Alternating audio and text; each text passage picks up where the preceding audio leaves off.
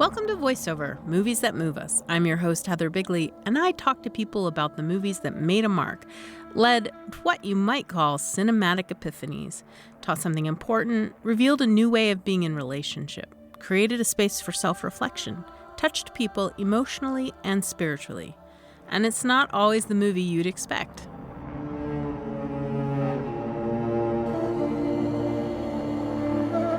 Today's movie is a recent blockbuster from 2024, Denis Villeneuve's Dune Part 2. Produced for almost $200 million, the film and theatrical release made $715 million worldwide. So, yeah, a blockbuster.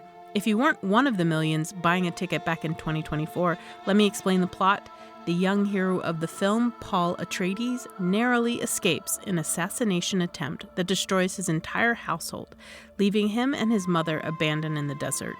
Paul joins with the Fremen, the despised indigenous people of the planet that his own people have colonized, and under Fremen protection, he plots revenge. And today's guest is Stephen Kapp Perry, host of In Good Faith podcast, where he talks to people of all religious traditions about their experience with God. Before In Good Faith, Steve had a career in music composition and performance, as well as TV and playwriting.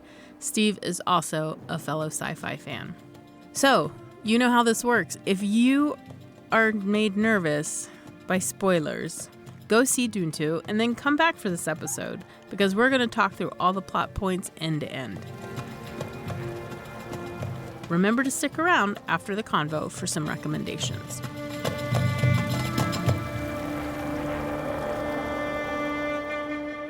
Steve, last year when Dune 2 came out, you went to the movies how many times to see it? I saw it twice in the theater, and then while babysitting my granddaughter after she was in bed, I watched it 2 other times. There you go. Okay, why? Because I had connected so much with it as a teenager, and then had read them again in my late 20s, early 30s. And then just that I felt that the movie adaptation was so successful in telling a coherent story. And I was okay with things just falling away left and right that could have been included or that were cool in the books, but weren't the story. Yeah. I was just so impressed with something that just felt so huge and visionary.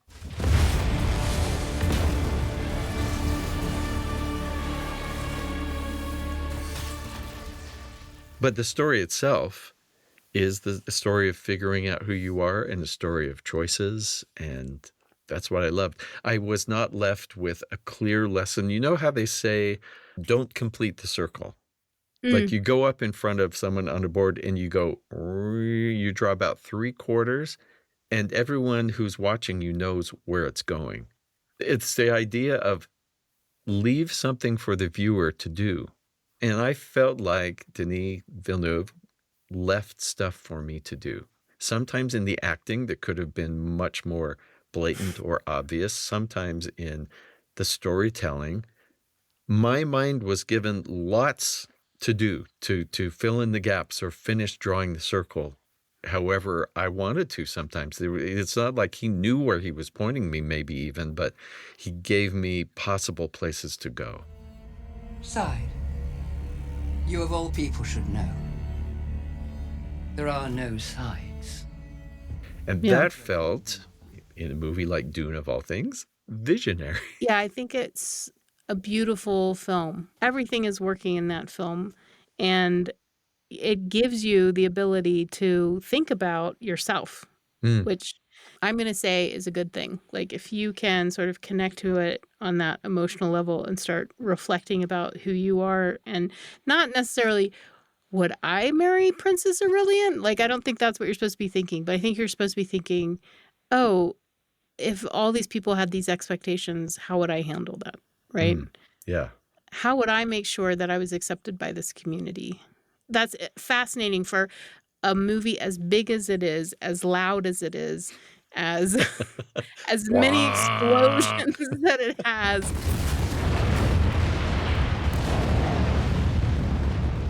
That there are these moments of quiet reflection where you can insert yourself into the film and say, well, what about me? And what will I know at the end of this. I love that. And I think that's just a huge part of what makes something feel like art, not just entertainment.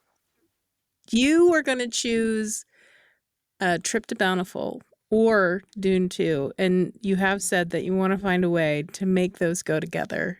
I think what I've discovered is that I am so deeply affected by anything that has a large scope. Mm-hmm. This goes from TV, the biography of Miss Jane Pittman. Do you remember seeing that? Yeah. For Yeah. her to young and then being that old woman who had lived to go take a drink at the Whites Only Fountain, I was gobsmacked Yeah. to see a lifetime there. The Trip to Bountiful is a lady who wants to just get back to where she was a girl when she grew up, and nobody's helping her. I'm leaving out so much stuff. And she gets her way. She finds her way. And then with Dune, it's the whole idea of being able to see so far.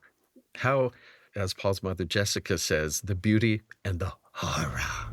You must do what I did. You must drink the water of life. For your mind, it's gonna open and you will see.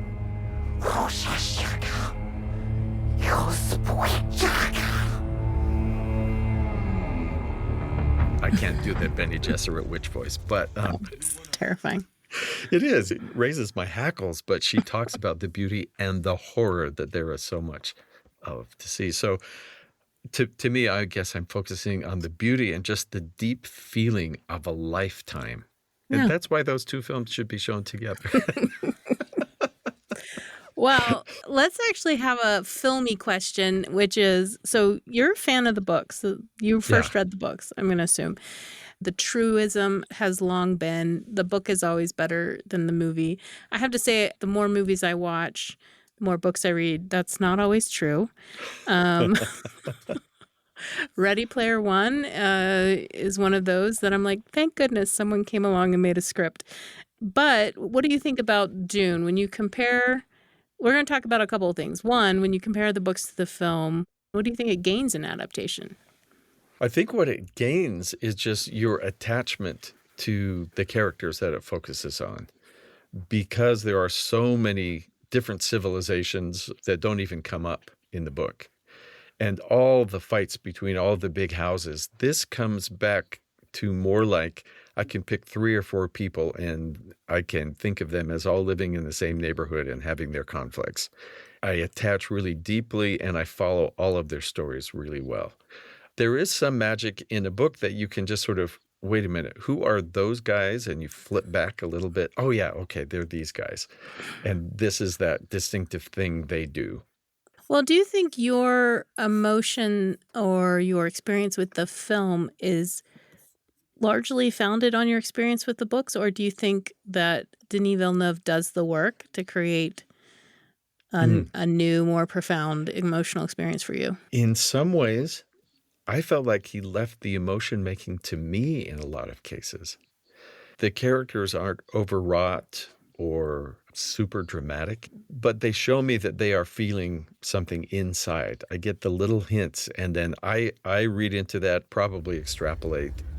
Your father didn't believe in revenge. Hell, I do. If I had just come to it from nothing, I still would have enjoyed the movies, I believe. Yeah. So in today's day and age, one could have made a mini series, a limited series. One could have done 12 episodes on Dune itself, or even 15. Villeneuve and his people decided to split it in 2 and have 2 very long movies.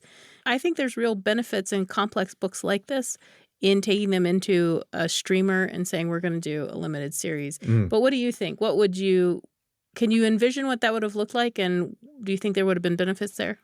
Yeah, I think, didn't somebody do sort of a mini series of Dune at some point? Well, I know right now, I think it's There's HBO Max. Yeah, the Dune Prophecy, sort of a prequel-ish thing. Yeah, 1,000 years before. I don't even know if we can call it a prequel. It's like saying Job is a prequel to Revelation. I mean, I like what he did. I am so there for the long movie because it's well made. And when it's over, I'm thinking, oh, dang, it's over. I did not ever think that this is getting long or boring to me.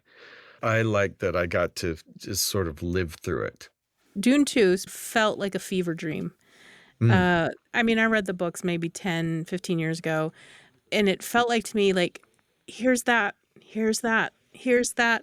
I thought it flowed really well, but I thought if you don't know the story, you just have to give yourself up to this experience. Yeah. And Paul, even in his beginning dreams, where he's starting to have these dreams of his future, I did have to, like, I've got to stop figuring out who these voices are because it's a female voice. Oh, no, it's a male voice. And later it turns out to be the guy he killed, but now he's still talking with it. You have to let go of logic a little bit. You need to see. That said, beautifully shot. So many of those desert sequences are just art on the screen. Just the use of line and shadow, and I really enjoyed it for that reason. Like, visually speaking, I felt like I'm willing to let go because it works on so many levels for me as a piece of art. If you can make just sand blowing in the wind feel like a mystical experience with the sparkles and the flares of, I guess, spice is very reflective, even that is dreamy and beautiful. Let's talk a little bit more about what the themes are that drew you to this film and why you think those are important themes for you. Our hero, our character has what seems like an insurmountable challenge. They have to grow up in unexpected ways, and they discover themselves in a way that when I first read the books, I was in the middle of discovering, like, what am I going to do for a living? Do I like going to school? Do I just all the things you're learning about how to get along with people, who you should have in your life, who you don't have in your life. And so I really related to Paul when I first read it. When I see the movie now, or if I were to reread the books, I would be looking from a viewpoint of choices, and that every choice you make closes some doors, opens others. It's not that simple. You have the power to avenge your father and you're afraid to use it?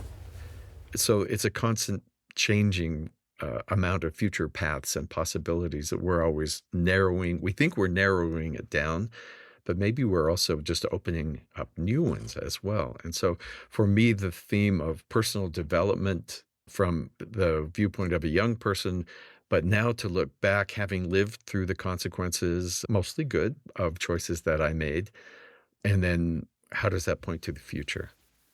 When I turned 40, I remember feeling like I had to let go of a lot of things that I had hoped for. It was a very difficult birthday. Birthdays have never been hard, but that was a hard one.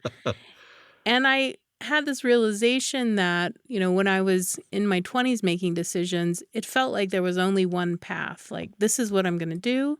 This is where I'm headed. I don't know how I'm going to get there, really, but that's where I'm headed. And when I was 40, looking back, I thought, oh no, there were so many choices I could have made in so many ways. There were so many paths in front of me, and they all actually might have been great paths. But I had this single-minded focus on the one, and then bitterly thought, and it didn't work, like I failed somehow. Now at 50, it's more like, well, what are you going to do? I probably had a moment pretty close to that. Where I was in one career, and then because of the changes of technology, basically everyone could share your music for free. So I no longer could make a living as a writer, songwriter, musician. And even though that was really the thing that did it, I had that same like, oh, I did this for over a decade, but now I seem to be failing. Yeah. And in doing something new, even though it turned out to be something I enjoy very much, that was one of the most difficult emotional times for me, was saying goodbye to who I thought I was and was going to do for the rest of my life. I relate. That question that you get, what do you do? And then you have to say the new thing, and you're like, why don't you just... Knife through the heart. Right. Take me out back behind the barn and shoot me. Sorry, suicide jokes here on voiceover. Okay, well, so Let's talk about Paul Atreides. He's so interesting to me. One, he has fantastic hair. Played by the young Timothy Chalamet. Not that young, actually. I think he was, in his late 20s by the time he was making this film. He has all this incredible pressure. Part of the problem or the sort of conundrum of choosing the next path is his mother has this expectation for him, several expectations for him. You're so close now. Only one step remains and you will become the Kwisatz Stilgar, who is his sort of mentor that he makes with the group, has an expectation for him. We need you. We need the Lisangal Gaib to lead our people. You know what I think of all that, Stilgar? I don't care what you believe. I believe. Chani, who's played by Zendaya, is going to have an expectation for him. You promised me you didn't want power. And he himself feels this expectation to avenge his father's death. Yeah. So there's never a moment where you get to say, so Paul, what do you think? Do you want to study law or do you want to be a doctor? Right? It's like, here are all the people around him saying to him, you have to do this thing, and they're at odds with each other, and he has to make a choice. Yeah, all of these expectations. So Stilgar really, really wants to believe that Paul is the Mahdi, so this Messiah, to come from the outside world. But they joke about it when they want to just kick him in the desert. He said, well, I've seen some signs he might be. And they're like, oh, again? So Yeah. Stilgar seems like somebody who's always he is so hopeful that anyone who looks like they might be the right person, he's there Right. for it. And you see it sort of cross his mind through his eyes. By the way, what a great actor he is. Oh, I love Javier Bardem. He's fantastic. Oh, my gosh. I mean, if there's anyone that I never even thought, oh, another actor has come on the screen playing a part, it was him. Later, I realized, oh, yeah, he is an actor playing this part. They didn't get the real Stilgar, but that came as a shock to me somehow. And you can see when he brings Paul and Lady Jessica into Sietch Tabor for the first time, and everyone's saying, a witch, imposter, Yeah. kill them all. But this one guy says, they don't know what they're saying. Lisan al-Gaib. This is our one from the outside. And you really see this shift in his eyes like, wow, there's someone who is open to the possibility.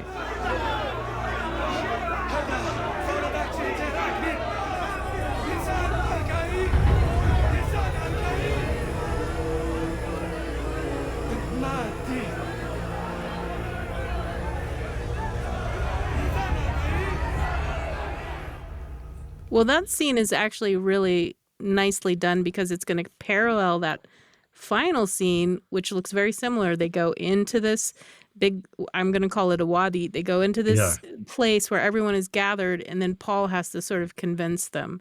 So visually, they parallel each other extremely well, and they're outsiders, and we have to have Stilgar stand up for them and argue for them to be accepted. But at the end, Paul has now grown enough, and he's kind of realized how to I don't want to say manipulate, but maybe how to inspire these people that he's going to speak on his own behalf and lay out what it is that he wants to accomplish, including, I'm doing this because I am my father's son, and I'm going to avenge my father.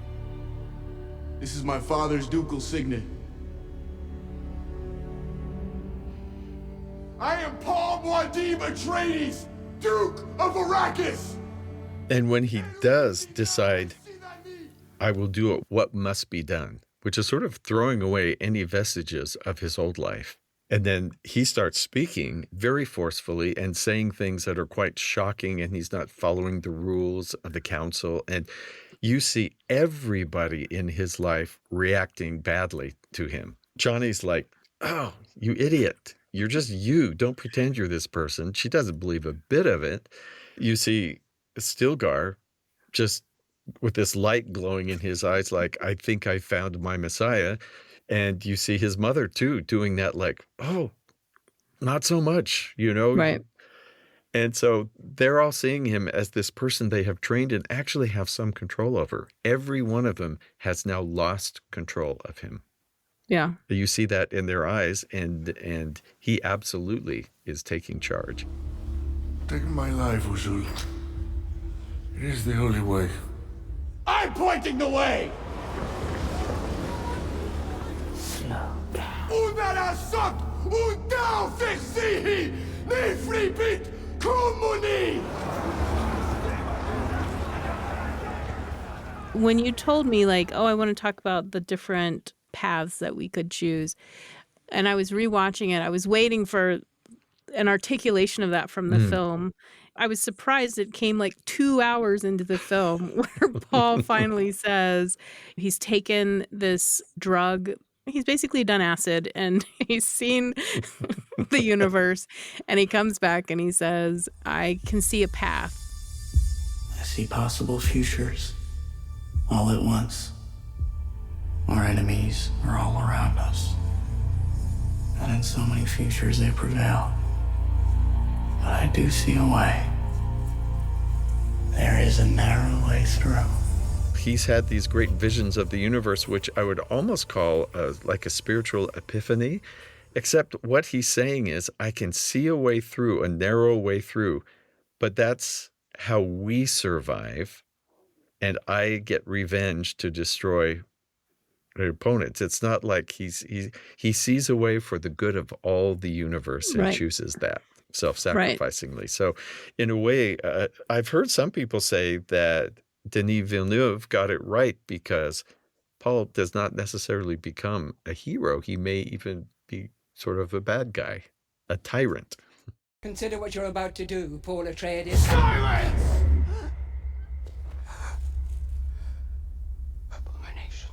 He keeps saying, I can't make this choice because billions will die. Mm-hmm. And then somehow he convinces himself, well, Yeah, whose billions? My billions? Their exactly. But interesting that he sees in the future how many will die, but that it will be less than might otherwise die. I pick that out as a thread of good, a thread of humanity, that he seems to see that. Like, there is no way out of this where horrible things don't happen, but maybe fewer horrible things will happen. And that ties in with what his mother said. You have to drink the water of life, Paul. For your mind, it's gonna open and you will see. Your sweet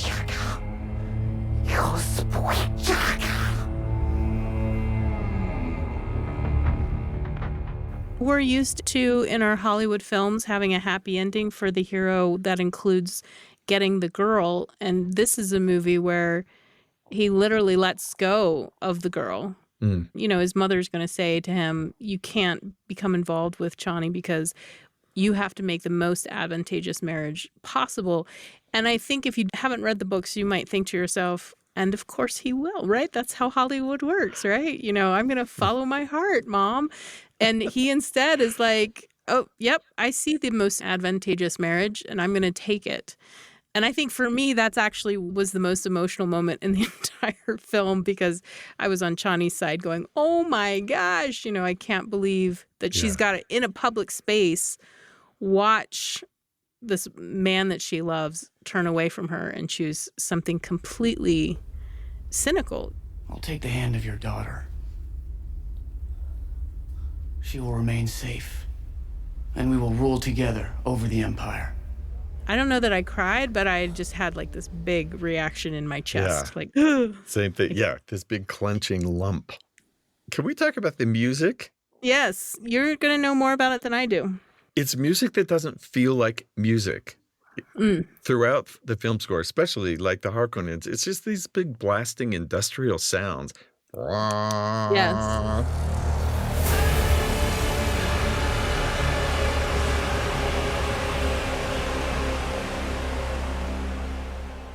And then there's these hints of kind of Arabic desert music. And so I thought the fact that Hans Zimmer did it, who also did The Lion King. Yeah. and does Well, so many- Interstellar, and he's done a lot of Yes. those scores where like it's more of a tone and a texture. So I love that I never thought, oh, and now the violins are swelling. It's the love theme. There is a love theme, but it's kind of a desert flute that plays alone as we hear sand and spice rushing by us. It was genius the way he kind of did not do a traditional movie score, but like you said, textures and mood. There's always definitely a feeling there.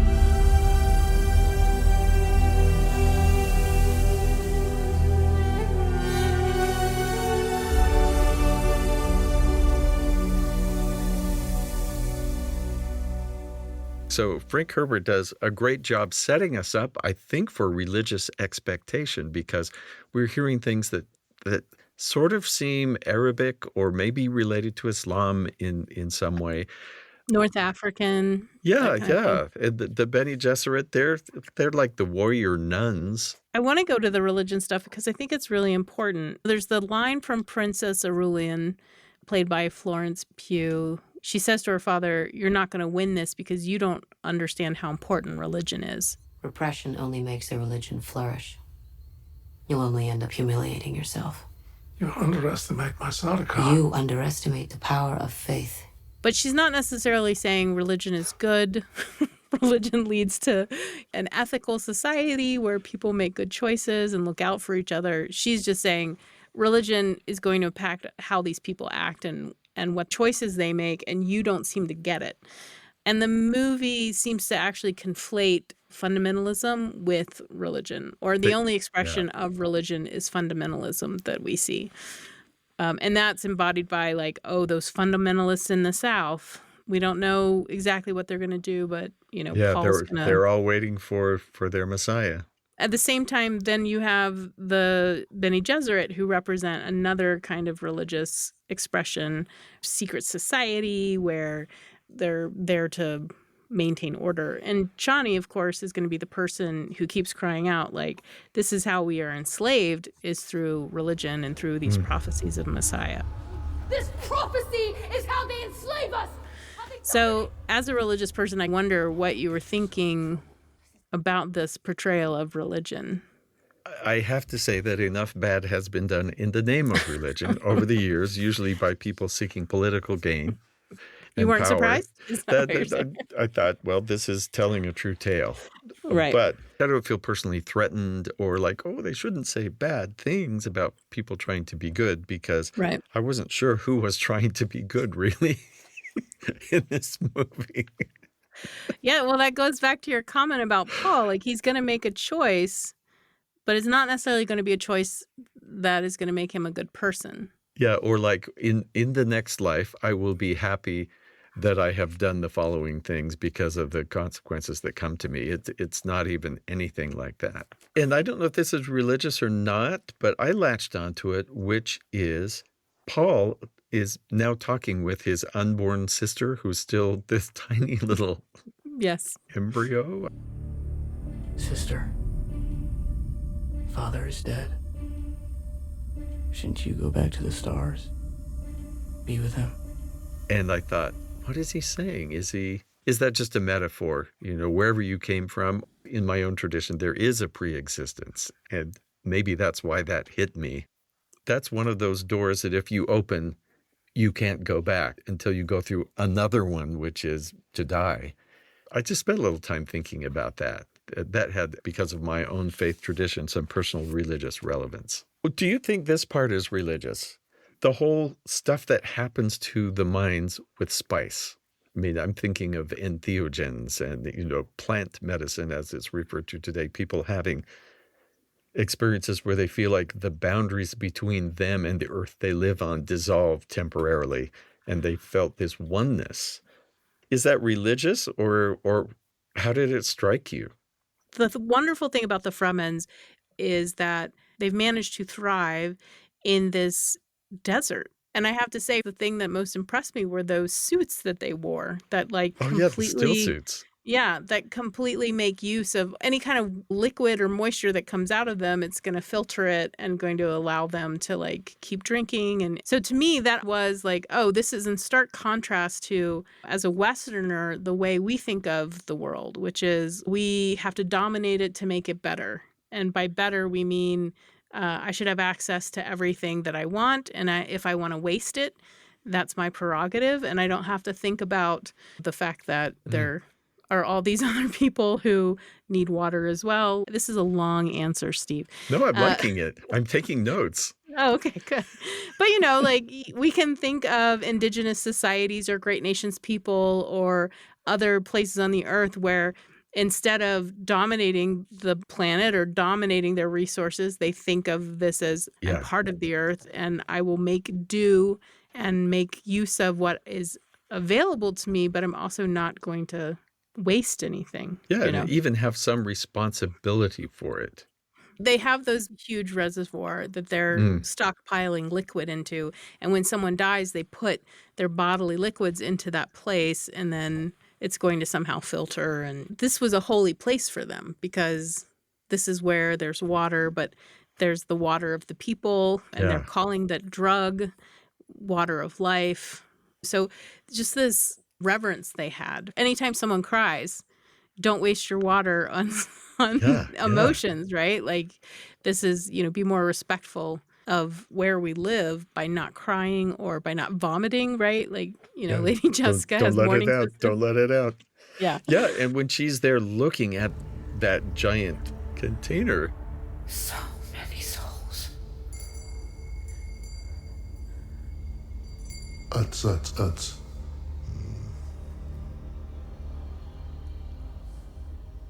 I'll never give your water away, not even for the dead.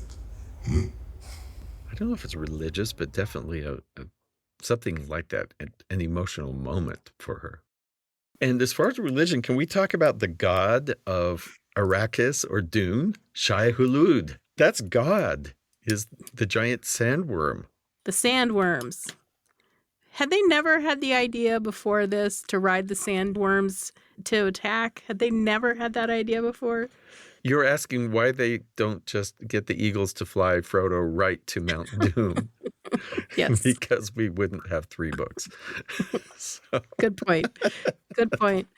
The exigencies of the market is what you're telling me is the answer to that question.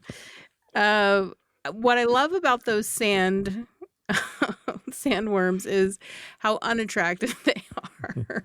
Like this is something that only in that culture can be revered. Any other person or group coming into the planet is just like horrified and they want to get rid of them. But these people, having had to have that relationship, are like, well, this is how you handle this and this is how you live with this. It's not a sense of who's going to dominate who or who's going to exterminate who. Okay. I realize this is your podcast, but I have questions for you. Yeah, keep talking. And I'm asking myself this same question. What did Denis Villeneuve want people to feel when they finished the film? And then finally, Heather, what did you feel? I think Denis Villeneuve, he has done Arrival, Sicario, Blade Runner, Prisoners. I think he's very much interested in what does a moral life look like? And when we're in these really impossible situations, how do we make the best choice? And I think he wants us to be thinking about that. And Dune is a good vehicle for that. As you said, Paul could have made the choice of, I'm just going to build a small life, quote unquote, small life here with Chani and be grateful that I survived. And I'm going to become part of their society and I'm going to help defend the people who've welcomed me into their village. He could have made that choice. But instead, he makes the choice of, no, I'm going to rule the entire universe. But he seems pushed into making that choice. But he also embraces it. I mean, I think one of the notes you'd made earlier was once he makes the decision, he's, as we say, all in. Like, I'm part of your band of rebels who's going to blow up Spice. Let's do it. Like, I'm ready to go. And then he's like, oh, we're going to go south. I'm going to preach to the fundamentalists. Let's do it. Let's get the emperor here and take over the universe. Exactly. Oh, you need me to marry the daughter? Sure. I'm going to marry the daughter. I mean, Florence Pugh is easy on the eyes. She is a lovely person. With, by the way, a voice that from every time I hear it, I think, oh, say more. She's got a great voice. In the shadows of Arrakis lie many secrets. But the darkest of them all may remain. So I think that's what Denis Villeneuve, based on his other films, is interested in. How do you make the choices that you make? And even if you can make those choices, should you be making those choices, right? But what do you think Frank Herbert wanted? I thought he had things to say about colonialism. Yeah. He had things to say about politics. And maybe he just wanted to just express and work out his own ideas about all of those things in kind of a playground that wasn't just, I'm talking to my friends about we should take better care of the environment, or should we be so dependent on these oil-producing countries? Right. Those sound like pretty academic but boring questions. He found a really interesting way to work them out in his mind. It does give lots of room to think about religion, because there are people who are seeking after what they are seeking for different reasons. And for me, it says it's not so much that it's good or bad. It's just like, what is my motivation to do? Am I doing this to be seen as a good person? Or have I become someone whose first impulse is to help or to reach out or whatever it might be, just because that is my nature and what I want to do?